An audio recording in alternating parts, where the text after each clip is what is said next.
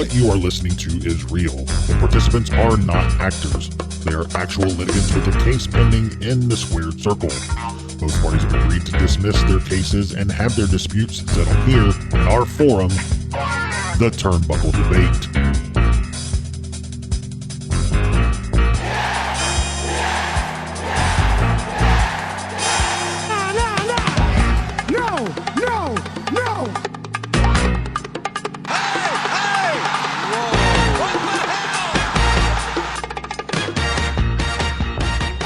Hey everyone, welcome back to the Turnbuckle Debate. My name is Sneed. I'm Chad. I'm Tom, the OG big kid, the staple of the Turnbuckle Debate. 1 year older. And our guest joining us today is Tony Twist from All Things Wrestling. What's going on, man? How are you? Hey, good evening, guys. I'm doing fantastic. How about you guys?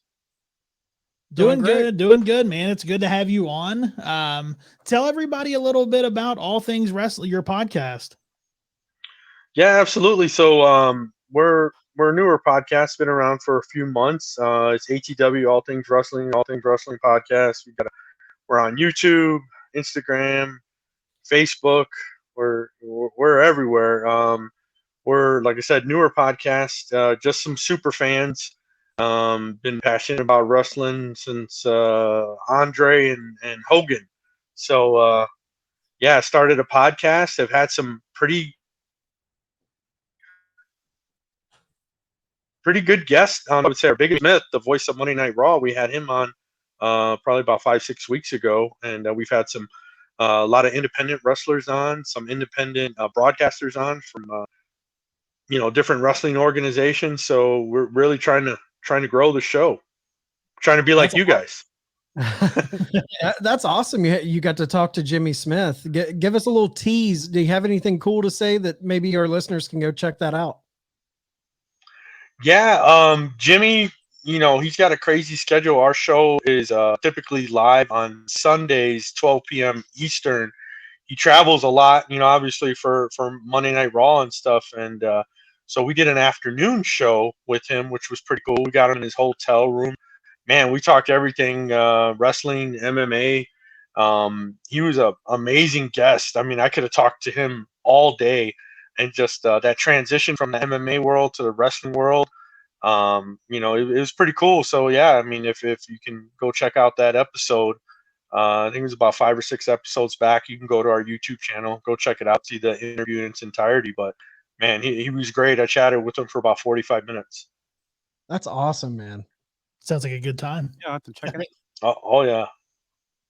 Well, sweet, man. Well, we're pumped to have you on the debate. We have 3 new topics that we're going to get into. We go usually about 10 to 15 minutes per topic. And if you guys are ready, I think it's time we get into it. Let's do it.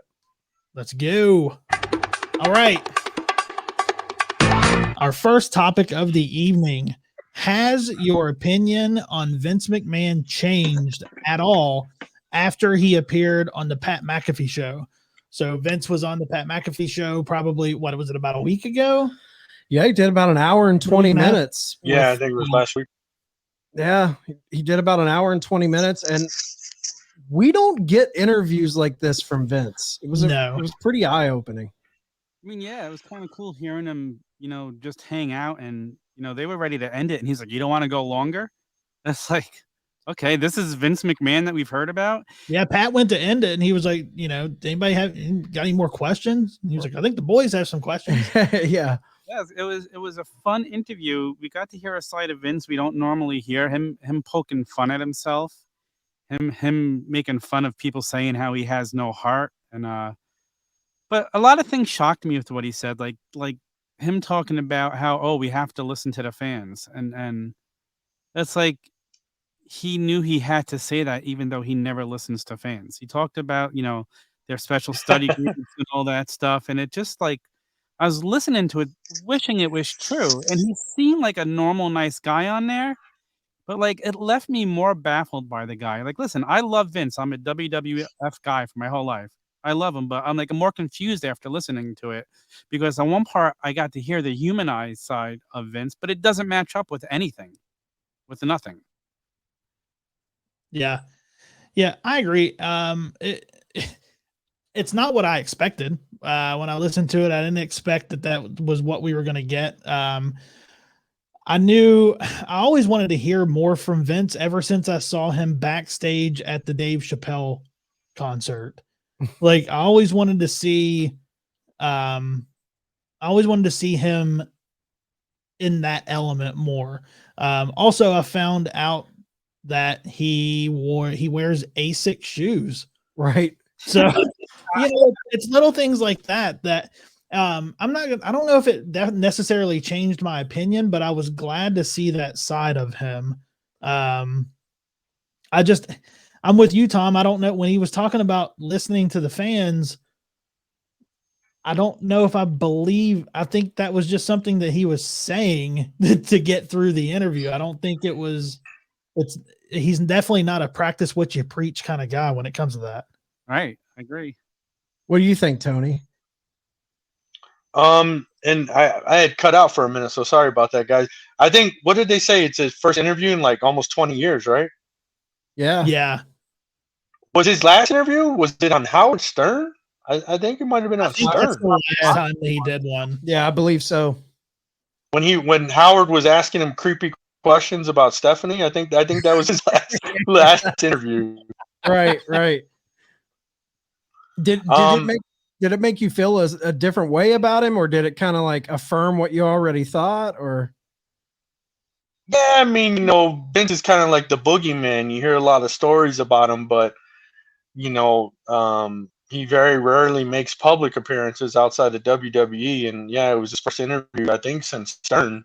And no, I didn't really think anything differently about him. The line that I love was like, "Hey, if people think I'm an asshole, then I guess I'm an asshole." And I think he just kind of affirms that he's an asshole.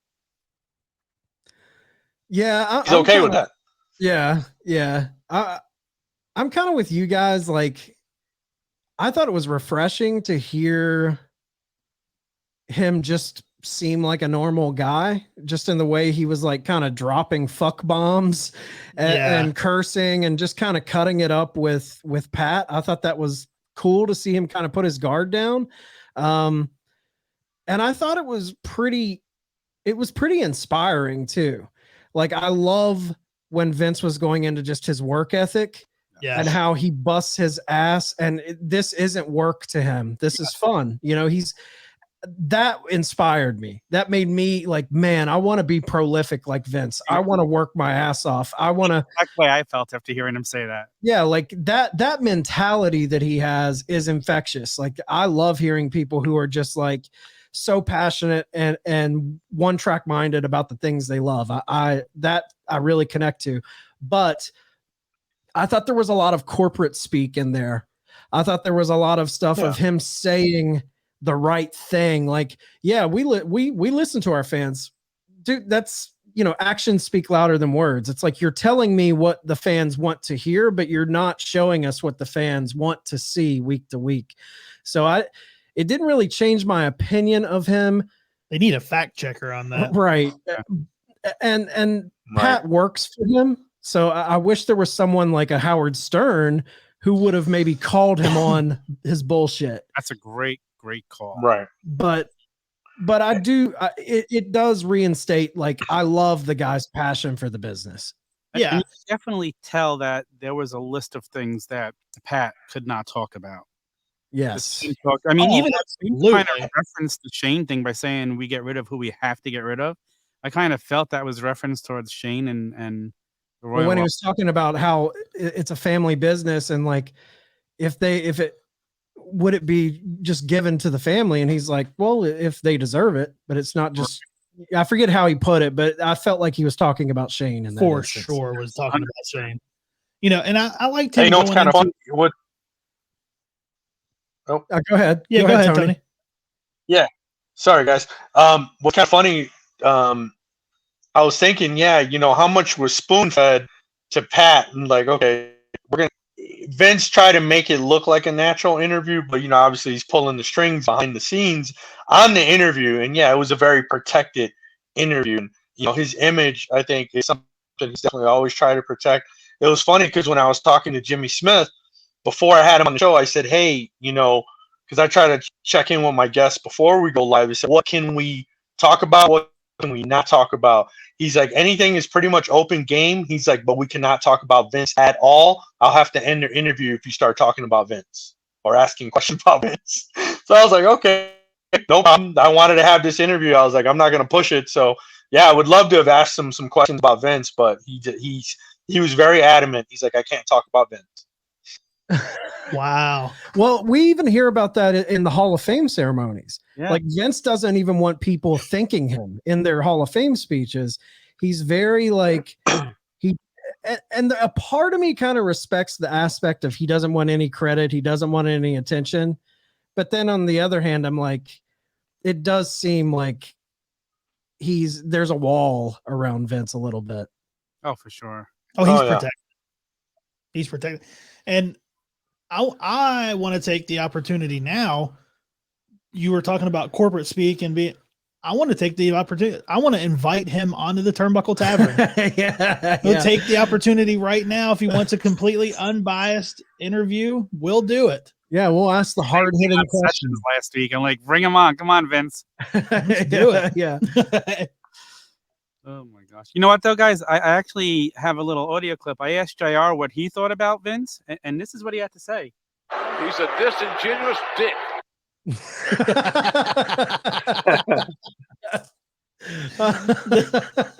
That's a great clip. Well, disingenuous dick. I mean, I think that kind of sums it all up. Right Okay, there. before we get out, I just have to ask, before we move on to the next topic, like, I don't know what you guys think. Like, I know Bruce Pritchard had said recently that he could see Vince with the company, running the company for another 20 years, which would put him into his late 90s.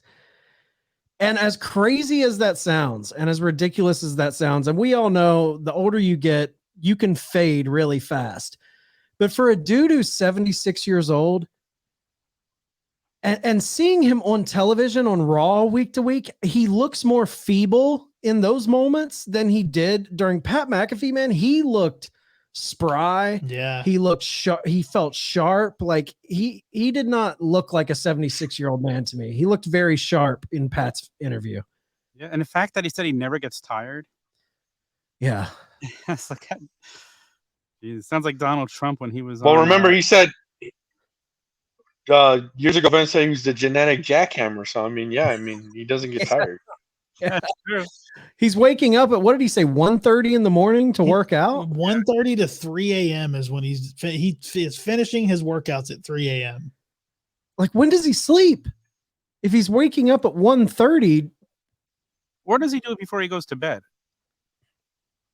I don't that's know. possible too. But I would love to know what the schedule is. I feel like this is something like how North Korea had said.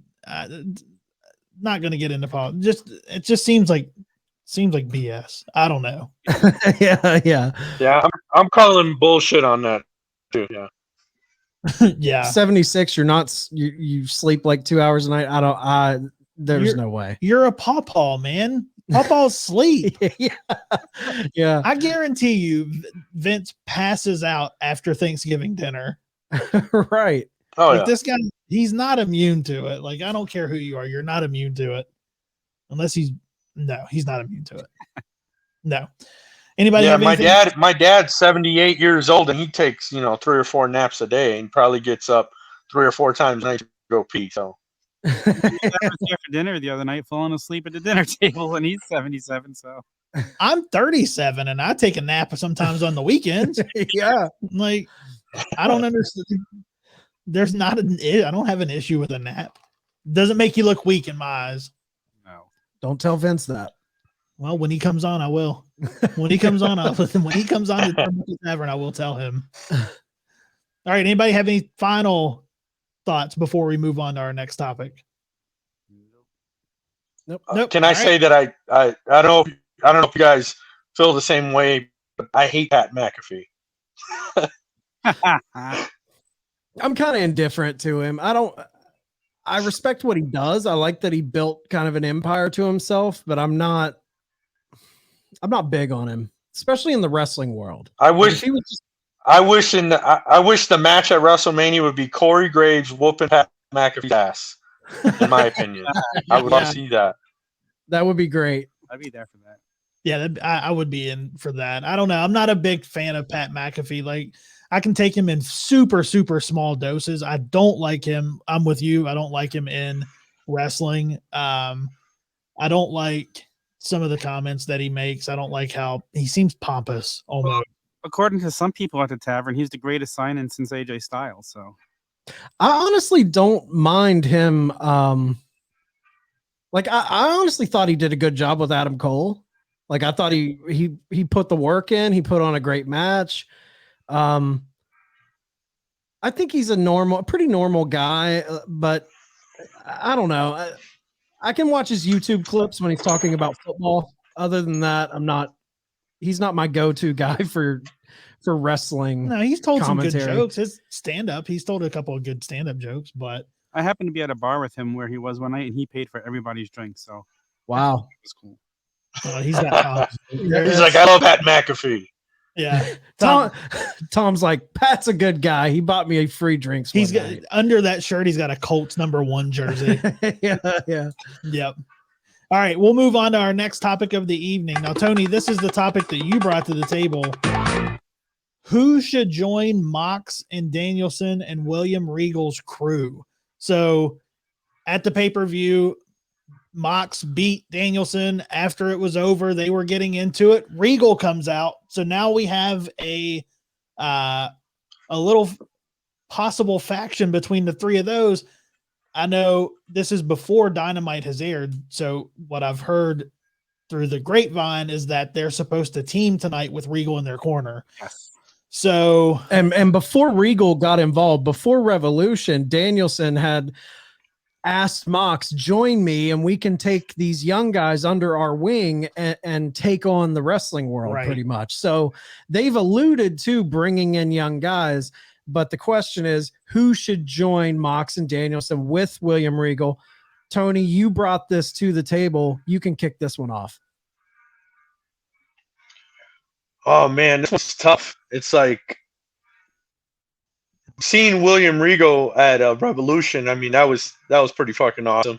And then him just slapping the shit out of Moxley and then headbutting him, getting blood on him. I mean, I don't know. Like I think William Regal being the mouthpiece or just the manager for this faction. I mean, it's kind of awesome. It's like I don't know if I want to see any younger, homegrown AEW talent. Maybe we want to see like a 4 horsemen type of thing, or I don't know. You hate to say NWO because that's just kind of been beat to death. As far as young guys, maybe a Lee Moriarty. I'm not big on Daniel Garcia. Shit, I don't know. I mean, you would want to say, yeah, you love to see CM Punk join this faction, but I think that would be I think a lot of fans would shit on that because they'd say pretty much it'd just be these are just all former WWE guys. right. I don't know, maybe Lee Moriarty I think would be good maybe in this group. Yeah, I'm kind of with you on that. Like I don't want it to become a faction per se. Like Yeah. I like it being almost like 2-man power trip, mega powers type of vibe, 2 titans just wrecking shit with Regal. And here's the crazy thing, man. Like Regal's their manager, quote unquote, coach, whatever you want to say, but these guys don't need a mouthpiece.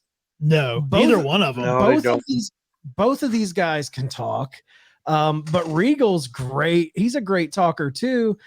So that kind of makes me think like, first, I think the obvious initial choice that everyone would probably say as far as young talent would be Daniel Garcia. He's got the attitude.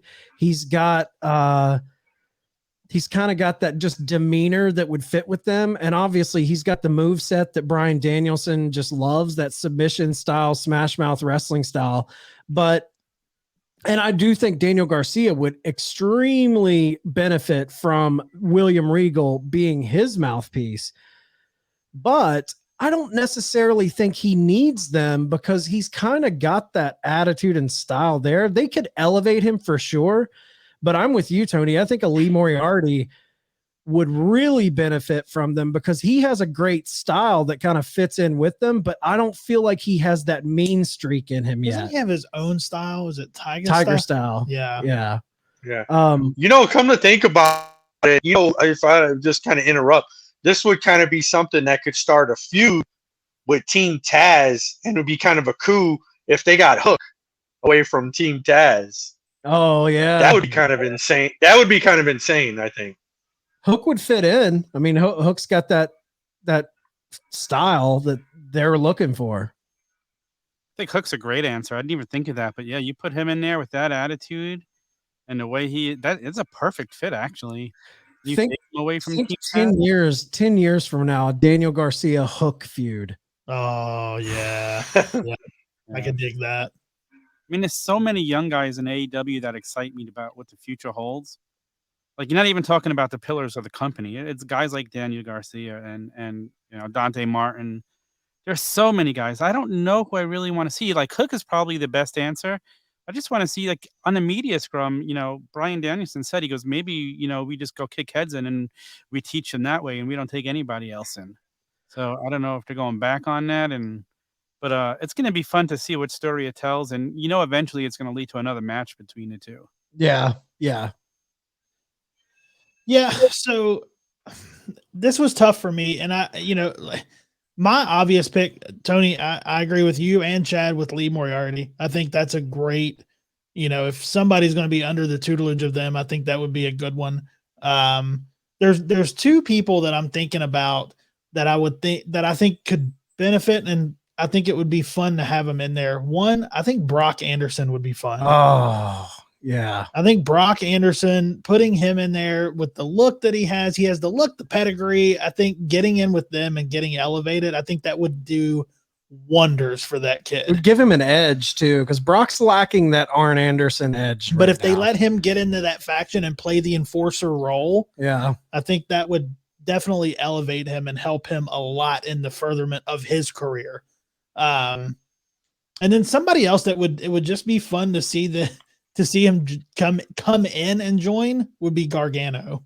oh yeah, Ooh, that's a That's a great good pick. That's a good pick. To see Johnny Gargano come in and immediately get with them with Regal also. He's working at Trader Joe's now, though, isn't he? right. Another guy who I wouldn't mind seeing over there is Ethan Page. Get him away from Dan Lambert and Scorpio Sky. Get him that mean streak. I wouldn't mind seeing him over there. I don't know if I'd want to see Ethan Page there. Ethan Page has got a little bit too much of that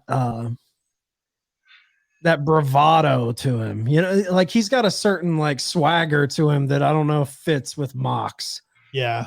That I think that would clash. I think you can convert him. You have Mox or Danielson just slap him across the face and like give him a more evil streak. Make him a tough guy. Yeah, exactly. No, I don't like that. I don't like that. Not for Ethan Page. He's established too much, I think, to put him over there. I don't know. I think somebody younger than Ethan Page or somebody new coming in. I think Ethan I like Page. the Gargano pick, actually. I think that's an awesome pick. Question for you guys. Do you think within the next between now and Double or Nothing being the cutoff, does Danielson and Moxley hold the tag team titles? No, I don't think so. No. No. I say no. There's too many legit tag teams in AEW, guys that are deserving of that. I wouldn't see them putting the belts on them at all. I hope so. I hope so. I still want Santana and Ortiz to win the belts. Yeah. That's who I'm like, put the belts on them. They need it right now. But I don't know, man. Like I think back, the second champs in AEW was Hangman and Omega. They've done it before. They weren't a tag team. Yeah, only one time though. So let's see. I don't think they will. Yeah, but now with them bringing in, no surprise, Jeff Hardy. How much you want to make a bet? They throw the belts on the Hardy Boys. That's true too. That's I very think true. At some point, I want to see how I don't know if they have time to play it out though, because how are they gonna? Because they have to build the story of getting Matt away from HFO or AHFO. I think a big step will happen tonight. Yeah, I mean, we record this on Wednesday, so Dynamite has yet to happen. Last Wednesday, remember, Chad? Yeah. yeah. But I think I'd be interested to see if they move this along as a faction, or if they. Do you think they should move it along as a faction? I like the two of them together. I say keep it William Regal and them two. That's what I say too. Yeah. Maybe one young guy. I don't want to see a bunch of young guys. If they bring one young guy in, I'll be fine. But I don't bring in a stable of people. What if the story is them teaching the young guys by kicking their ass and roughing them up? I mean, I can get behind that. Yeah. Yeah. I can see by the look. I think there's too many factions. I think there's too many factions in AEW as it is. There are a lot. There are a It's lot. a good bet. The only thing with that is though, is like, I feel like with the amount of roster they have, if they don't have factions, people are really not going to be featured at all. No, you have to have them. Yeah, I have no problem with the factions that they have right now. They do it well. I think that's the weakness of WWE is they don't have enough factions. Yep, any legitimate factions. I mean, I guess the Roman Reigns' family is kind of a faction. The Bloodline. Yeah. I mean, at least if they had a faction, we might see Elias on TV. We haven't seen him on TV for 8 months. Like maybe it said Elias is dead, and I guess he really is because we haven't seen him since. Maybe we could at least get him out there. Who knows? All right, guys. Well, do we have any final thoughts before we move on? Nope. All right. Well, we'll move on to the final topic of the evening. I like this one. Will Ring of Honor flourish under Tony Khan, or is he spreading himself too thin? I'm so worried about him putting himself in charge as a full booker of another company. That's a lot of work. That's what he wants to do too. That's what scares me. He said he will be the booker for ROH. That's a little scary to me. Like, I mean, look, he hasn't let us down with AEW, so maybe he can do it, but that's a whole nother, job in his hands that he now has to find the time to do and do it right. Like, you would think maybe somebody would be there to help him, but he wants to do it on his own. So sounds like a lot to juggle, but at the same time, like, I don't know. We don't know what his schedule is with this and who's helping and how much he's, I know he's the head booker, but I mean, maybe it is something, and he has a good mind for it. He has a passion for it. So, and supposedly he's already talked to, Danielson and Punk about it and gotten ideas from them on what to do. So I'm sure he'll be open ears. He's open ears even to listening to what the talent says in AEW. He might be the booker, but he's listening to ideas and he'll go with ideas. So like, it's kind of, we got to realize, just because he's the booker doesn't mean he's not listening to people. He's not listening to feedback. He does. And that's what makes AEW so much better than other wrestling. Well, a specific company up north. Yeah. And with Cody coming in and going to be in Ring of Honor doing stuff too, I think that'll help. If he comes in. This is what happened. The day Tony Khan realized it was almost official, he called Cody. He's like, hey, we got to make those announcements tomorrow so it doesn't look like this is planned when you come into Ring of Honor. Tony, what do you think?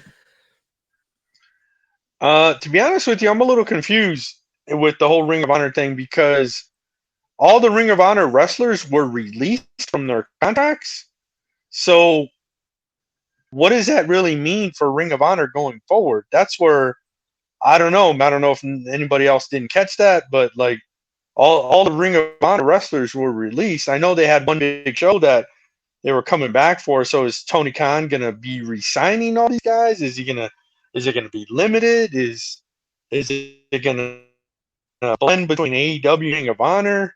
So I'm not 100% sure how this is gonna kind of play out. One thing I do want to add is, can we kind of agree not to let Tony Khan talk on the mic ever again, because he's pretty awful on the microphone. But listen, the guy wasn't trying to be a character. He was being himself. He was. That's what I like about it. It's him. It's him. If he It loved him or hate him, it's him. it wouldn't work. But he was him. He was there to make an announcement, and I'm there for that because I could feel his emotion pumping out of my TV screen. Well, I'm just giving him some shit.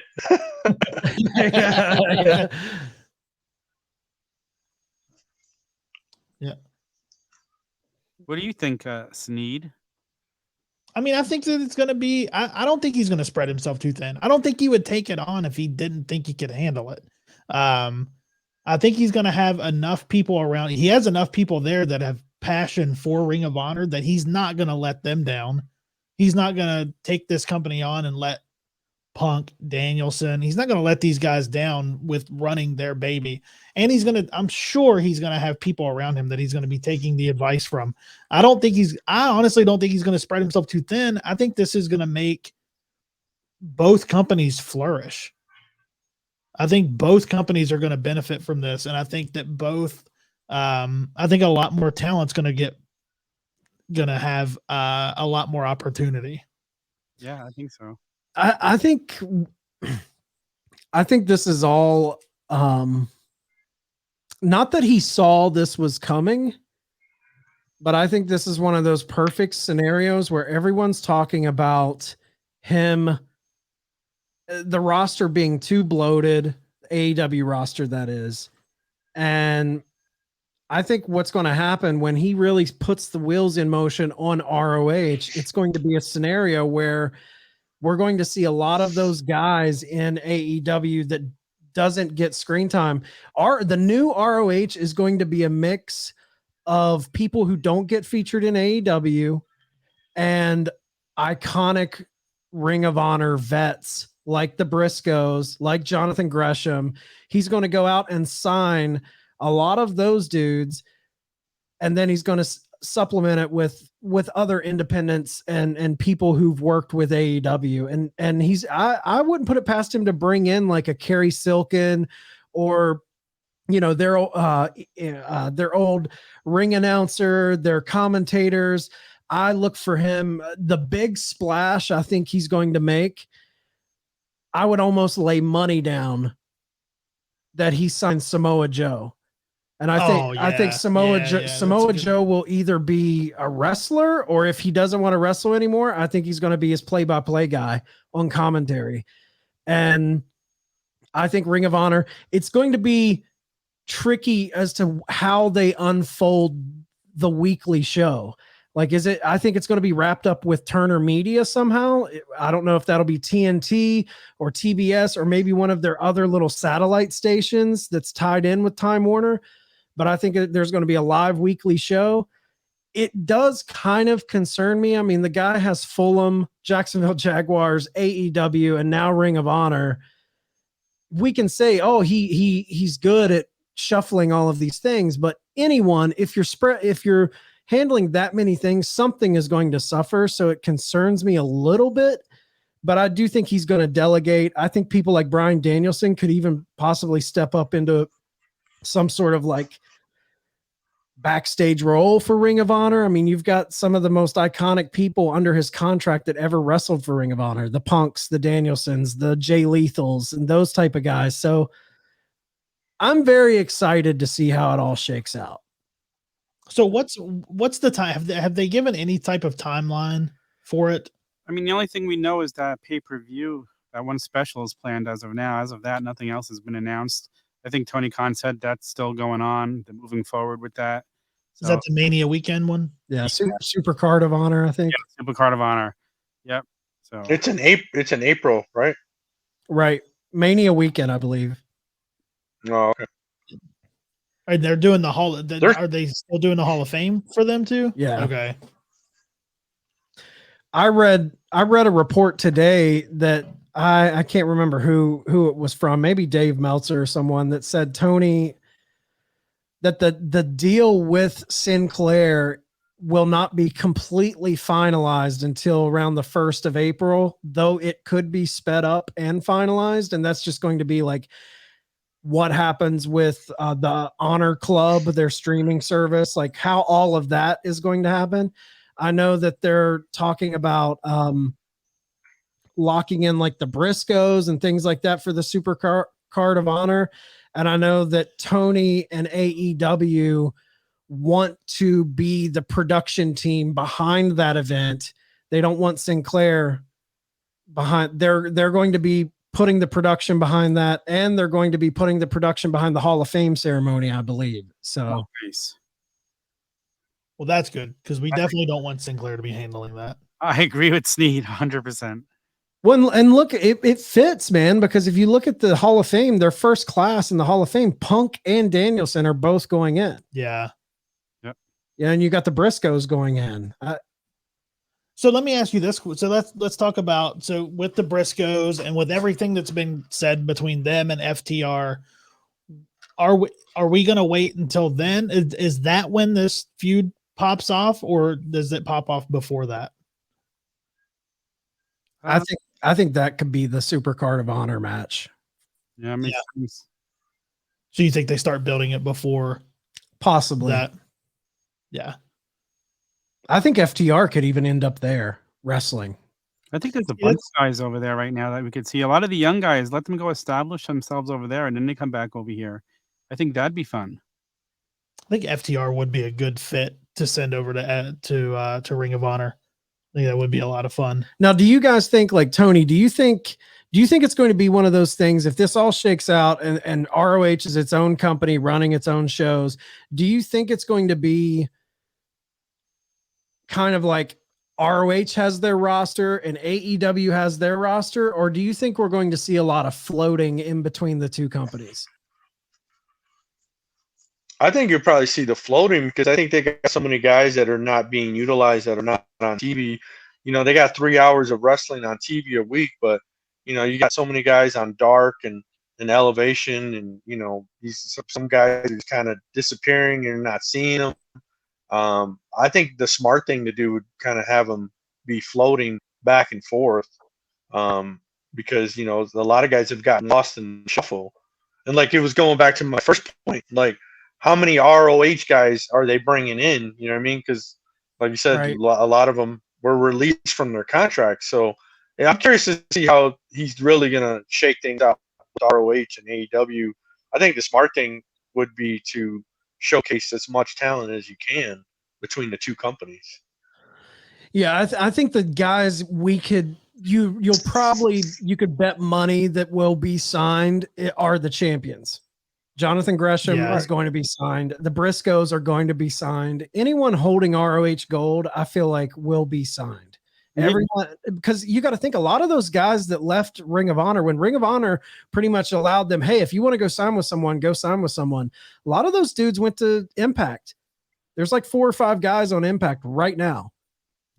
Don't they have a whole faction over there? Honor No More. It's like Mike Bennett, Matt Taven, Vincent, Maria Kanellis, all of them.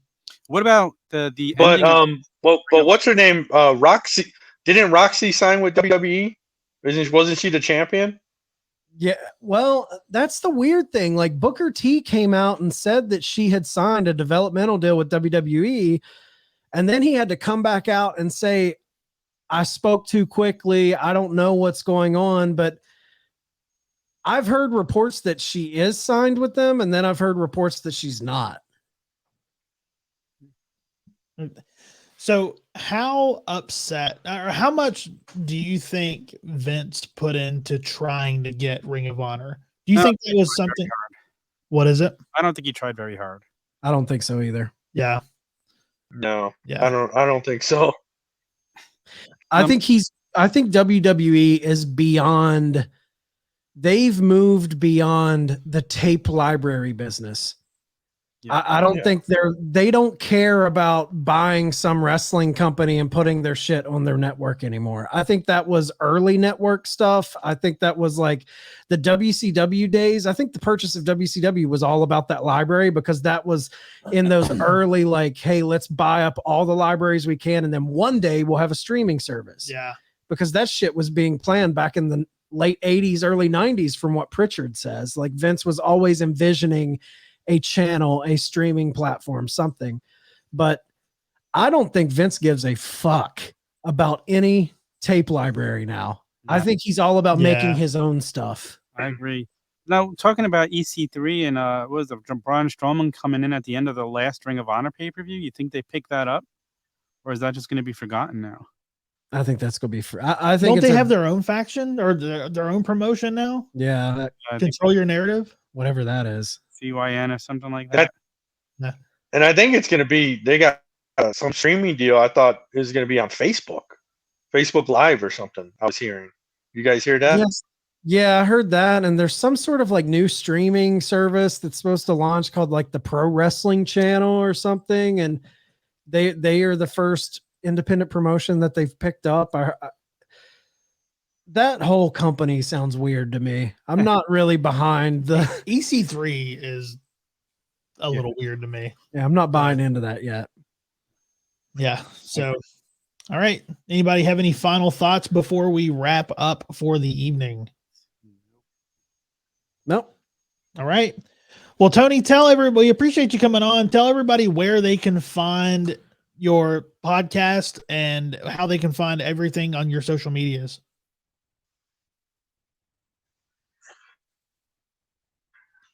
Yeah, I just love shooting the shit, talking about wrestling.